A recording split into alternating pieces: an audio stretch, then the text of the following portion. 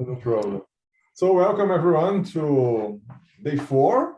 In fact, it's our last day of our workshop on God and Vaiṣṇavism. So today we're going to have 3 talks. I'm going to speak a bit about them in a few minutes. But before that, just to say once more something about our workshop. So this workshop is part of a philosophical project, Vaiṣṇava concept of God, project funded by the John Templeton Foundation through the Global Philosophy of Religion project, which is hosted by the University of Birmingham. The project is hosted also by the Brazilian Association for the Philosophy of Religion in collaboration with the Logic and Religion Association. In addition to that, the workshop is supported by the Oxford Center for Hindu Studies and the Institute for Vaiṣṇava Studies. So as I said, we are going to have 3 talks today. The first one would be by Vijay Ramnarace. He is going to speak about the Nimbārka Sampradāya. The second one by Frederick Smith. He's going to speak about God in Pushtimarga. And finally, a talk by Alan Herbert. He's going to talk about the Chaitanya Vaishnava tradition. Okay, so let me introduce to you our first speaker. So Vijay Ramnarace. He gained his MA in Sanskrit from the University of Edinburgh and spent a term learning medieval Rajapasha at the Oriental Institute, Oxford, before returning to Edinburgh to complete his PhD in Sanskrit. He subsequently taught at SOS and Cardiff University before taking up his current position at Georgetown University in 2016. His current areas of focus are Indology, philology, and decolonization, South Asian domestic and foreign imperialism, nationalism, and the peripheries, for spirituality versus urban religion, and post-colonial interreligious studies. So the title of his talk is Non-theism and Theism in the Nimbārka Sampradāya. So please, Vijay, you have the floor. Thank you, Ricardo, and thank you to Gabrielle, who I also was corresponding with, and to everyone here for joining us this morning. Particular thanks goes to the organizers of this conference and to the funders of this conference. As I know now from being at the university for so long, nothing in academia happens without the generosity of our supporters. This topic that I've chosen is kind of dependent on a few things. It depends on our ability to think a little bit more about the problems of the categorizations that we have inherited, all of us as students of Indology or philology. It requires us to be reading things like, obviously the Orientalism piece was great, but how Western religions, or how world religions were invented by Masuzawa, those things are going to be really critical to understanding exactly how someone like Nimbārka can come up with the amount of theories that he did. We have a tendency to assume that one author has to stick by one line, and that there is an inability for one author to be able to provide and justify different lines. When we understand a little bit about how this is possible, especially when we learn to those more sectarian concerns that we inherit as a result of the foundations of our discipline, then we can see that, yeah, polyvalency is fine. Pluralism within one tradition is fine. And one teacher can teach different things and still have integrity in their in the way they present it. Nimbārka's thoughts on, well, what I call theism and non-theism. I'll tell you what I mean by that in a second. We have to be careful when we're talking about theism and non-theism. Theism does not presuppose, as we've seen in the earlier talks and in the introduction to the volume that is forthcoming, theism, we're not presuming that it is equivalent to the Judeo-Christian or even the Abrahamic theism, because especially in the Nimbārka tradition, there is no concept that there is anything other than theos. It's not a pantheistic, but it's a panentheistic monotheism in Nimbārka's case. But more importantly, Nimbārka does not oust the non-theist character of Brahman as well that is found throughout the Brahma Sutras. You might say, well, what is the proof for that? Nimbārka starts off his Brahma Sutra commentary stating right out at the, as he gets out of the gates, that this is Ramakanta Purushottama. That is the Supreme Person. This is what Brahman is. But then when you go down to Adhyaya 4, Pada 1, verses 4 to 6, he is also adamant that by meditation of one's self as identical to Brahman without any symbol also allows one to access Brahmavidya or liberation, however you put it. I'm not going to spend too long on the philosophy because I think that's been well covered by Bose. I think it's been well looked at again by Satyananda. They both have competing visions of who Nimbārka was. But I want to bring to the fore something that I think was not accessible to both scholars because our discipline had not advanced to this stage. We had not yet been able to adduce socio-anthropological methods, interdisciplinary lenses on the history and the philosophy. So I want to suggest to us that Nimbārka affirms the pathways that were available to people who were permitted to, under the Mimamsaka worldview, to attain Brahmavidya, Vidya, or liberation through the normal ways. So following Mimamsaka, he says that he has a nice big opening where he says, a person who says, a person who finds the world to be unjust, that karma seems to work and doesn't seem to work, should investigate this, the sutras on karma, the teachings on karma. When they realize that that operates on dharma, they should work through the sutras of dharma. When they realize that all of that is futile, and they have some trust in their spiritual teacher, and they have a desire to find the end of all of this suffering, then they should approach the study of Brahman. Now, we all know those kinds of lines, they exist in all the commentaries. But I want us to pause and stick with Brahman for a moment. Brahman is a non-theistic principle insofar as I can deal with it. I mean, a large portion of theos is dependent upon our understanding of it as a creator. If Brahman is panentheistic, and there is no beginning and there is no end, there was never anything to create. Nimbārka is a firm supporter of Brahma Parinamavada. Everything transforms, it is manifest and then unmanifest, but it's all happening within Brahman. Then there cannot be a creation, there cannot be a dissolution, a complete end. There is no separate material for Brahman to be manhandling, so to speak. And Brahman is denied any of these characteristics, anthropomorphic characteristics are absent. What is being talked about is a principle. That non-theistic principle, and I'm definitely open to pushback, is affirmed, as I said, in Nimbārka's commentaries to the Brahma Sutra, and also his personal devotion is made apparent. What is his personal devotion? And to Nimbārka, who is Ishvara? Well, it could be the Vedantic Ishvara. It could also be the Pancharatrika Ishvara. Or it could be what I call the secret Ishvara.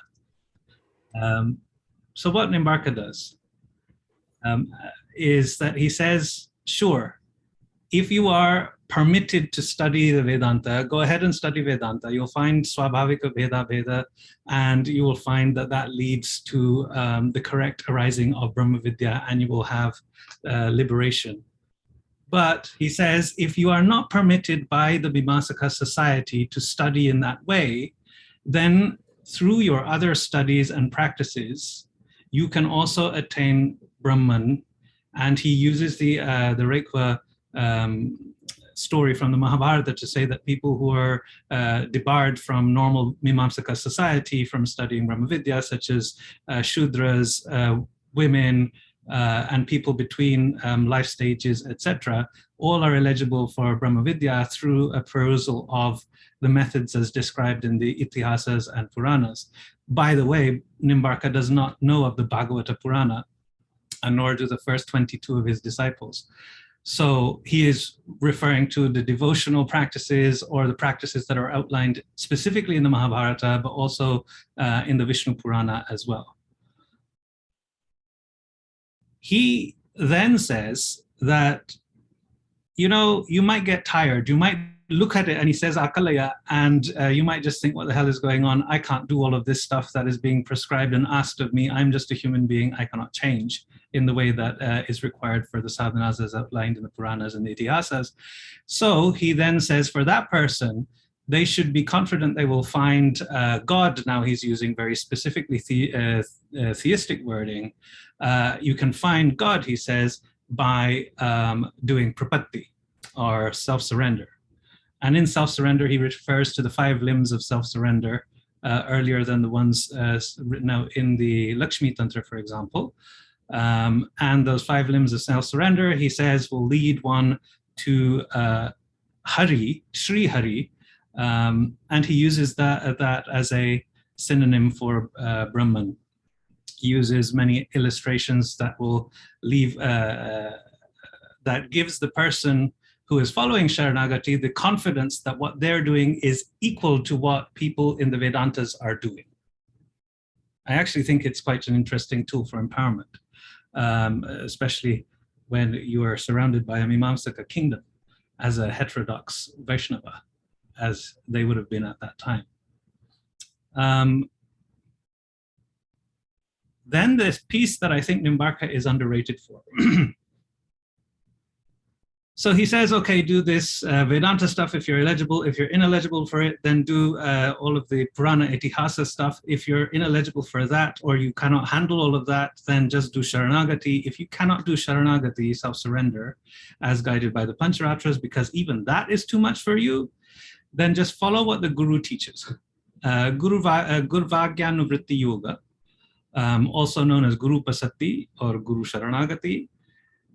I always wondered why he put this in there. And then it became clear to me when I read his Vedanta Kamadhenu, this 10-verse summary of what he calls the entirety. He summarizes Pancharatra doctrine, he summarizes Vedanta doctrine, and then he shoves in what is the innovation upon which all later Braj-based Sampradāyas depend upon. He says that Brahman is Radha and Krishna together. Now in this, he's done something that no other Vedantin has done up until this point, which is he has equated Brahman with Krishna. Up until this point, no one has equated Brahman with Krishna in the Vedantas, very specifically, in the Vedanta commentary. And then he also raises Radha to that point. Angetu vame vrishabhanujam muda virajamanam anurupa saubhagam, with corresponding luster to that of Krishna. Radha is the left-hand part of the body of Krishna. Both of them are upasaniya, to be resorted to as a moksha sadhana. And I find that remarkable.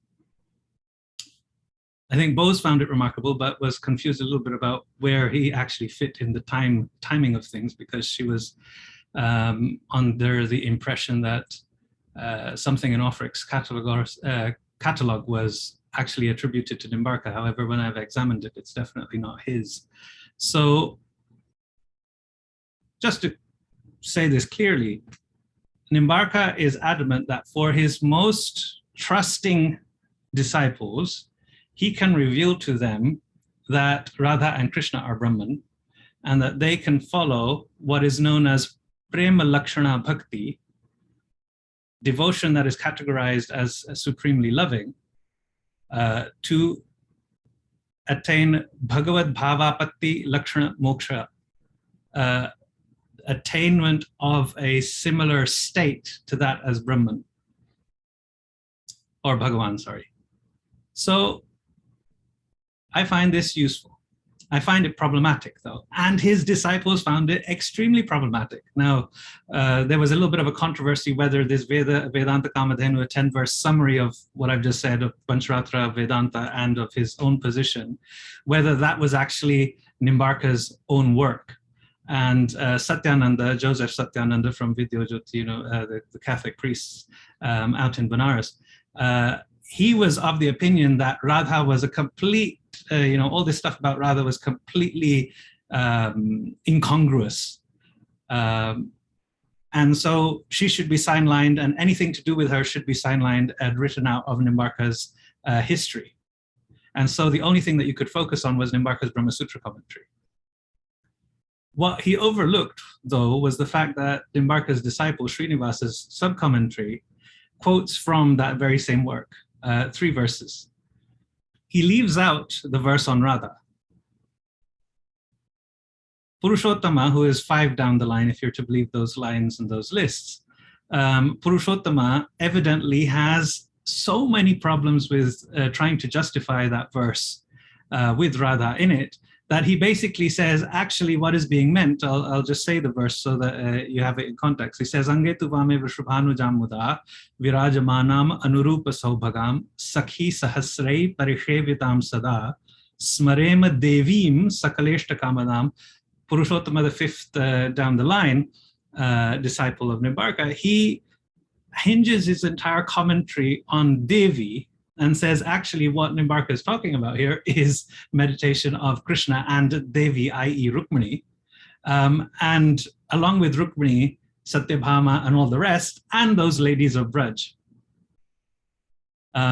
So even for Purushottama working centuries after Nimbārka, it was still a big problem to try and justify Radha. The answer to this comes from thinking about where Nimbārka is. And I'll close what I'm saying with this piece. Nimbārka is born in the Telangana region near Paitana. And as you will know, people in Paitana spoke a variety of languages. One of the languages that was chief in his region, though, was Maharashtri Prakrit. You can tell where I'm going with this. Maharashtri Prakrit, we have the Gaha Sattasai, which from the earliest centuries of the Common Era or from the last centuries of before Common Era, contain 3 very important pieces of poetry, one of which says, Fie to the dust that has blocked my eyes from seeing how Krishna cavorts with Radha. Right? So I'm putting a lot of conjecture up in front of you here, but I'm hoping that you'll see that it's not baseless. My conjecture is that Nimbārka grew up as a Maharashtri Prakrita speaker, aware of the literature that was common in those regions. He was well aware, being born to a rishi, if that is true, then at least we have the understanding that he is very, very much situated amongst the Mimamsakas and the Mimamsaka worldview. But insofar as his parents are known through tradition as to be, if that is at all verifiable, I don't think that's possible anymore. But I think it's very clear from his writings that he is very much a Vedantin after he discovers his distaste for the Mimamsaka world. And he presents also the doctrine of Sharanagati, which is firmly within the Pancharatras. But then he goes one step further and says, well, actually, if you trust me and you trust that I'm the disciple of Narada Muni himself, he says that 3 times. He says once that he's a disciple of Narada from Chandogya 7, and another time he says that he is the disciple of Narada, the founder of the doctrine of Pancharatra.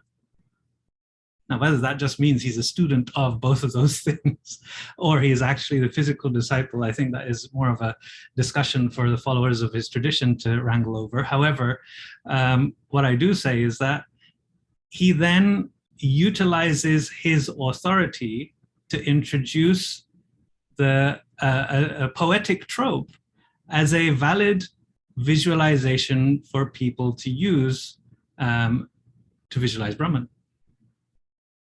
And I think that is understudied. I think that I would appreciate, you all having a look at this material as well at some point, just to see if I've taken too much of a wrong turn. However, when I put this before Paul Dundas and James Mallinson over there in Scotland and in London, they were kind of surprised that nobody else had picked this up. Why did nobody pick this up? And why did Nimbārka get away with this? Because Nimbārka was a forest monastic, an itinerant forest monastic, in a way that none of the other Vaishnava leaders, founders were. Nimbārka did not interface with kings and kingdoms. He did not enter debate spaces. He lived in the forests. This is something that is attested to by contemporaries. He eschewed any contact with the elites and lived a life that, in the words of his own disciples, was the most simple they had seen. Why that's significant is that it allows for this notion to be floated up. It allows for people in the more orthodox Mimamsaka world to tear it to pieces and forget about it, but it allows it to continue in the popular memory. It doesn't have any justification. He says that Radha and Krishna are Brahman, that's it. He doesn't give you any more. And, we could say through the Bhagavad Gita, Krishna's already said that a couple of times. So there is some foundation for it. And we're clear here that Nimbārka is not interested in Krishna as an avatar, but Krishna and Radha together are everything. But it also means that his own disciples had trouble justifying it. And if they were having troubles justifying it and had to resort to the normal Pancharatrika tropes, we're clear that Nimbārka's theory would be consigned to that of secrecy until there was enough accepted material in the Mimamsaka world that would be able to be used to justify Radha's position. It's no doubt, therefore, or no surprise, therefore, that as soon as the 1400s and 1500s came about, all of Nimbārka's thoughts around Radha and Krishna were let loose, and there was a proliferation of material from Braj, from the Nimbārka Sampradāya on this. And by the time they start opening their mouths, already they have very highly developed theories around the gopis, around Ashtayama Leelas, around what Nitya Nikunja looks like, etc., etc. All of these very typically Braj theories. Nimbārka, therefore, brings an innovation, but then doesn't go to the people who could advertise that innovation. He doesn't go to the usual debate halls. He doesn't go and find kings. He stays as a muni. And that is what he's remembered for best throughout all of the commentaries and one contemporary source. Nimbārka is known as the Muni.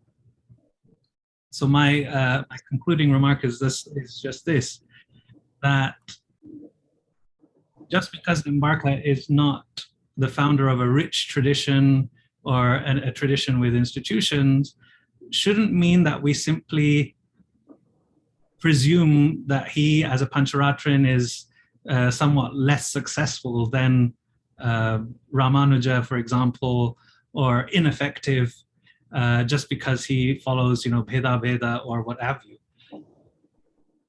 That's what the writers of survey galore have done in the past. I propose that Nimbārka's uniqueness lies in the fact that he basically gave Radha and Krishna their romantic debut. And also that in living as a muni, he might have allowed that very heterodox, Vaishnavas are already heterodox in the Mimamsaka world at that point, but he allowed even something more niche and more out there to be able to survive until the rest of the world caught up. All right, that's what I have for you this morning, and I turn to Ricardo for any questions or otherwise. Thank you very much. Thank you very much for the interesting talk. Yes, we have time. We have time for questions. So, okay. So Frederick, please. Unmute. Okay. Can you hear me? Yes, okay, thank you. I really was looking forward to your paper, so I'm glad I'm part of this to hear it. I, because of the fact that I've studied Vallabhacharya's Pushtimarga, and I've been very interested to know more about Nimbārka, who is theoretically a predecessor, but the whole nature of that is really shadowy. I think everything about the Nimbārka Sampradāya or Nimbārka is shadowy. So as much as I can learn about it, the happier I'll be. In Braj, I know that in Vrindavan, there's a small sect of Nimbārkis. And I've tried to extract from them what they know about their Sampradāya, and it's almost nothing.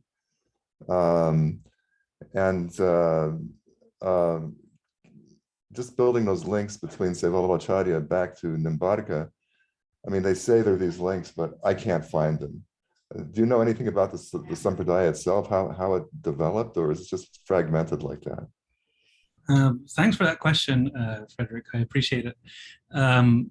Vallabha's tradition is actually quite intimately linked with the Nimbārka tradition, so much so that as the establishment of Govardhanatha, or Srinathji at Govardhan, the Mahant of Vrindavana is supposed to have arrived there. Catherine Clementine Oja has done a lot of work on this, and Catherine has said in French, and I'm going to butcher it, I have it somewhere, but she says that there is a little bit of a controversy around Keshava Kashmiri, Right. Chaitanya and the Vallabha school report in their own hagiographies of both Vallabha and Chaitanya. And if I find it, it will be very lucky. But basically, she says that the reason that they report it is because Keshava is already a very well-known person in Braj, and cannot find it, and that to conquer him or to pretend to conquer him would allow for their prominence. These are her own words, and I can try and find the actual quote somewhere. Basically, it's to say that Nimbārki. I know what she's written. Yes. Yes. Right? So where the Nimbārkis are actually were at Vanshivat. And we also know that Vallabha went to Vanshivat, also the Chaitanya went to Vanshivat. But the difference is the Nimbārkis refused to live in Vrindavana. So they based themselves in Mathura. Their claim was that by the forests themselves are the temple. And if you go there and you're pee-poo-pooing inside Vrindavana, you're basically destroying the sanctity of Krishna's temple. However, we know for a fact that by Vallabha's time, either Keshava Kashmiri was alive or he was dead, but he had been there. Yeah, it's all very interesting to me. I've tried to trace it back. I've asked around in the Sampradayas, and of course, Vallabha himself was a Tailangi Brahmin from a family of Somayajans and knew Mimamsa. So there might have been some linkage between their mutual heritage somewhere. I think so, but thank you. Okay, thank you. So I myself have a question, and it's about the concept of Brahma, because you mentioned the title, theism and non-theism, right? And I think at the beginning of your lecture, you said that, if I didn't get it wrong, that you take the concept of Brahma as a non-theistic concept, something like that. And of course, traditionally, it is, but we also know that it is reframed, resignified by many traditions, right? Alan is going to talk about that today, and Swami Vedananda, he spoke about that the day before yesterday. So I was wondering how would you relate, or in fact, how Nimbārka would relate these two different concepts of Brahma, if he does that at all? Yeah, thank you, Ricardo, for that question. Nimbārka, through his Pancharatra works, he actually qualifies the fact that different people are going to have different what he calls ruchis, or tastes and interests in their spiritual sadhana, different orientation in their spiritual sadhanas. And he outlines groups of disciples that would have different orientations to their own sadhanas. He doesn't scratch out the non-theist sadhakas. He does not say that they are wrong, or he doesn't try to reframe it for them.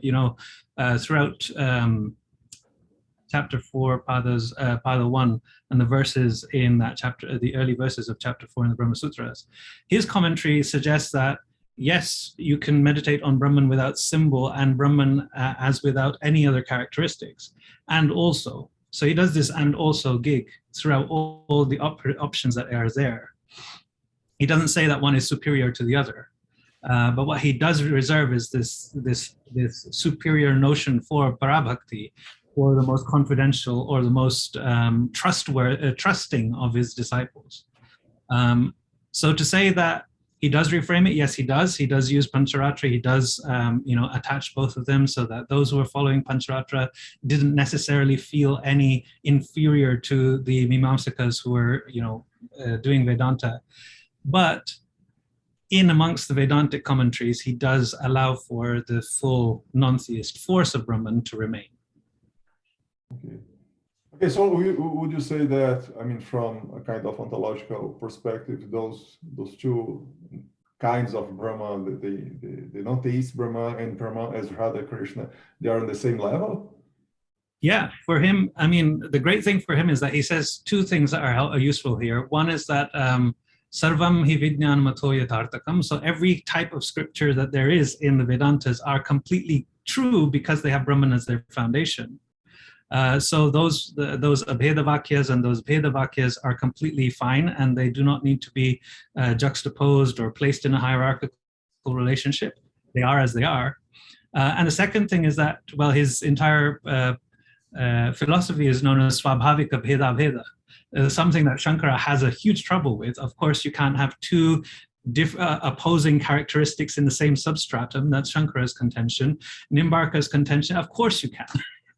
So of course it can be a non-theist Brahman, and of course it can be Radha Krishna. And the proof of that is in this one line he has. It says, Bhakti Chayopata Suchintya Vigrahat, that in accordance with the desire of the Upasaka, Brahman becomes manifest.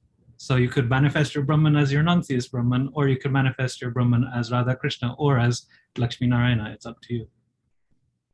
Okay, good, thank you. I have something else to ask, but please, Alan, it's your turn. I'll go first if you want to. Mine's slightly different. So if yours is connected with what we're just talking about, please go. Okay. So, it's about Bheda, because, for instance, and Alan's going to talk about that in a while. In the Chaitanya tradition, we have this kind of Bheda, but in terms, when we take in consideration the concept of Brahma, they really reframe it in such a way that the concept itself is not anymore atheist. It's like the effulgence of Bhagavan.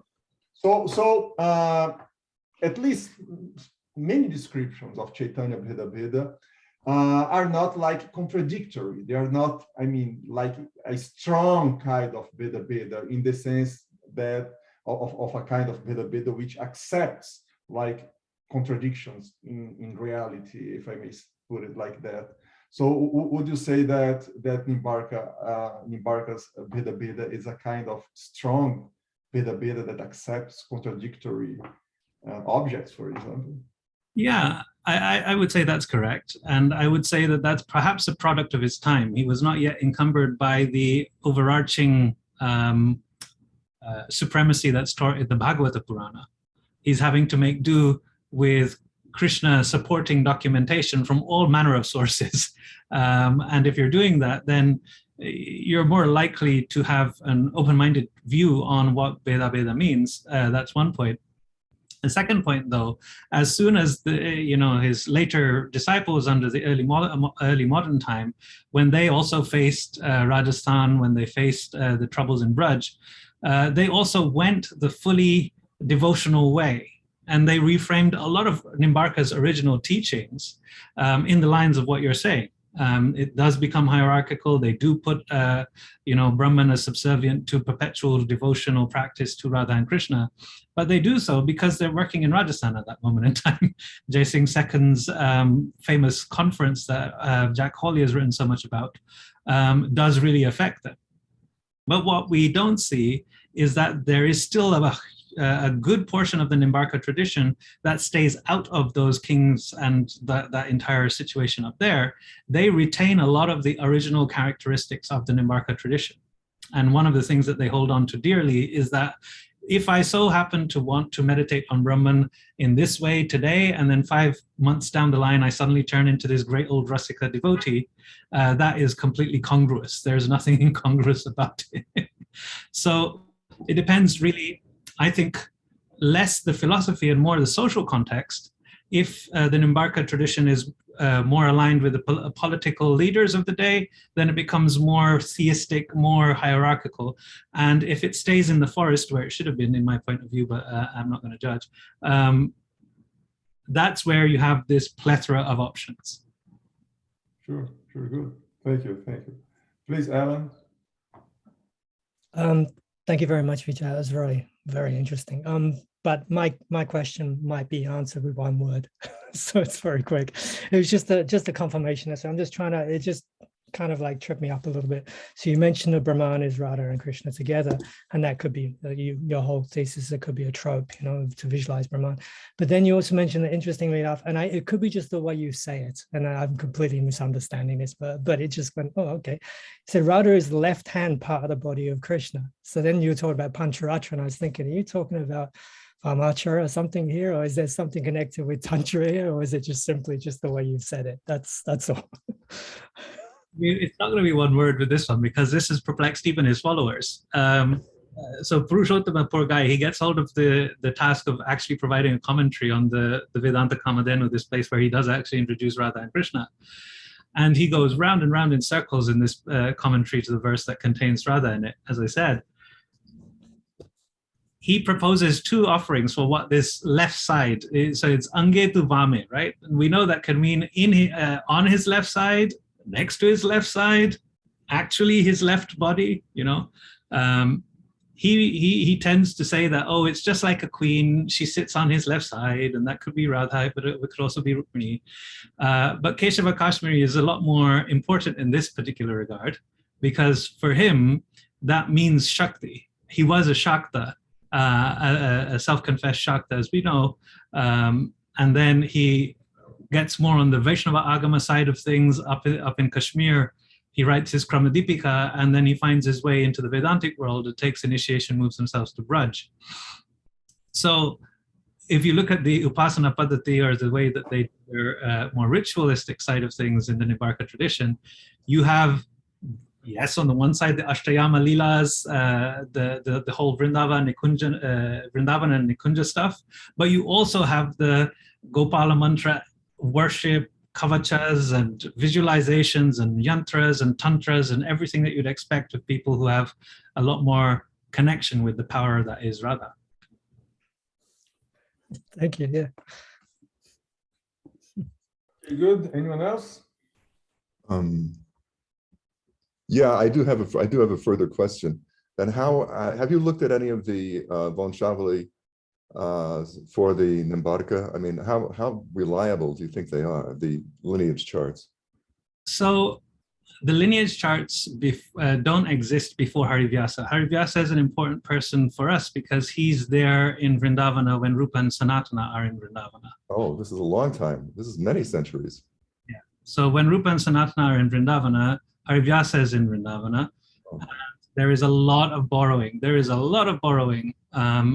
Of their work. You see Jiva is copying a few of the words verbatim, and I'm talking more about the commentarial material, not the sources, and you see Harivyasa doing exactly the same thing. So much so that the Nimbārka quote-unquote Mahamantra is Radhe Krishna, Krishna Krishna, Radhe Radhe, Radhe Sham, Sham Sham, Radhe Radhe. And we can't figure out who's first in this. I've been talking with Srivatsa Goswami about this, and it gets confusing. So Harivyasa he's the one who writes something called the Sakhi Namaratnavali Stotra. He basically gives the Sakhi names, the female servant names, or the eternal identities, if you'd like, of all of the acharyas preceding him, and he gives us this first, what we call the Guru Shishya Parampara, or the Vaiṣṇavism. But he's located firmly within the 16th century. So what happens for that? Jim Mallinson and I, when he was reading over my PhD thesis, Jim said, have you ever considered the fact that the line was broken someplace? I said, it's not only broken. If you go with the early, Nimbārka commentators, they say it's been broken for thousands of years because they think Nimbārka was a contemporary of Yudhishthira. Mm-hmm. But if you look at some of the Nimbārka scholars themselves, they admit that there is a significant time gap between Nimbārka and his disciple Srinivasa, and then the subsequent writers in that tradition. So I do think that there is a gap, but, and this is, again, I'm going to plug you all to read more of Bradley Malkovsky, Joseph Satyanand, because they have read a lot of the primary source material when they've looked at it, the periodization of the Nimbārka Sampradāya. And when Bhandarkar gave his, I don't know if most of you know, Nimbārka is dated, somewhere between after Ramanuja to even today, I think. But when you look at the origin of this dating, it's Bhandarkar. And when you look at what Bhandarkar writes on page 73, he writes it in a footnote. He says, this is a faulty methodology based upon the lists of gurus supplied by each monastery. Nobody takes that and works with it. They're just like, oh, well, he said they're in the 13th century, so it must be right.